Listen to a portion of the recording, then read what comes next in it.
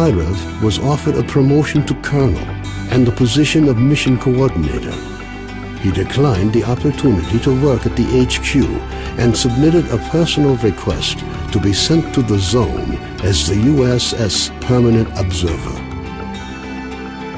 The information about the development of psi devices obtained by Dektyrev alerted USS commanders. All the information gathered on X-designated laboratories was removed from military archives and filed as top secret.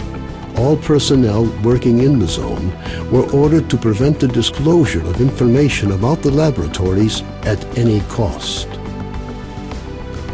Several experimental samples were made on the basis of technical documents for Item 62.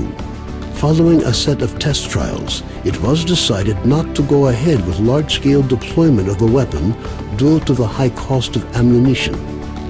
Nonetheless, it would be reasonable to assume that further development of the Gauss rifle is ongoing. Skadovsk became home to any and all who could reach it. Fierce stalker resistance did not stop the bandits from making regular and ultimately unsuccessful attempts to establish their so-called order on the ship. Despite this ongoing struggle, the Skadovsk carried on its unique brand of life. Unfortunately, it didn't last long. Bloodsuckers from the lair near the Skadovsk found the way to the ship. When bloodsucker attacks began to occur, even in broad daylight, it was decided to mount an assault on the lair. Unfortunately, the hunters failed to advance deep into the tunnels, and soon afterwards, a wave of bloodsuckers annihilated all the ship's residents in one fell swoop.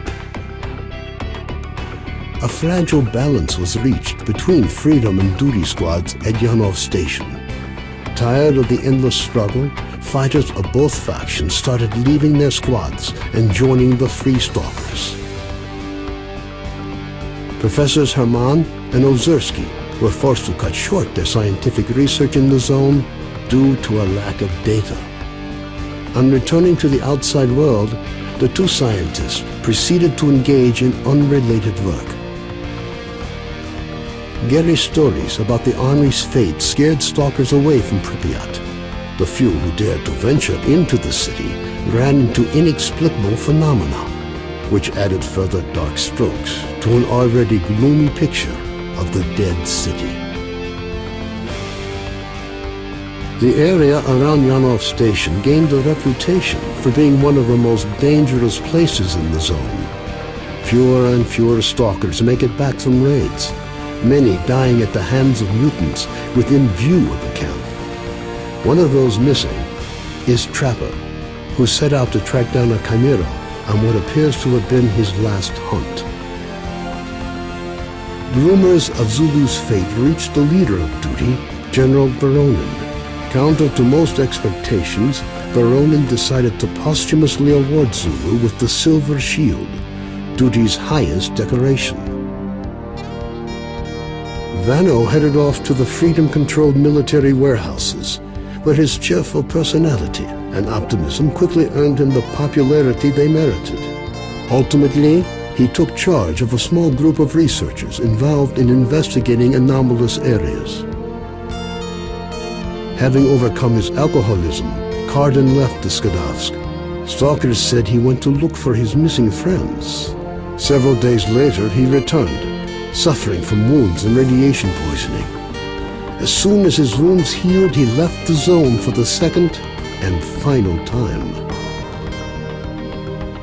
S.T.A.L.K.E.R passed on the information he obtained on his trip to the Chernobyl NPP to the USS commanders. This prompted the government to create a scientific institute for research of the Chernobyl anomalous area. S.T.A.L.K.E.R took up the position of Chief Scientific Consultant to the Institute.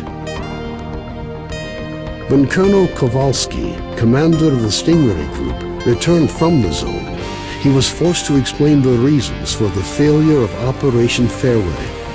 Following a dragged-out investigation and the brass's failed attempt to make him the fall guy, the colonel was finally given an honorable discharge.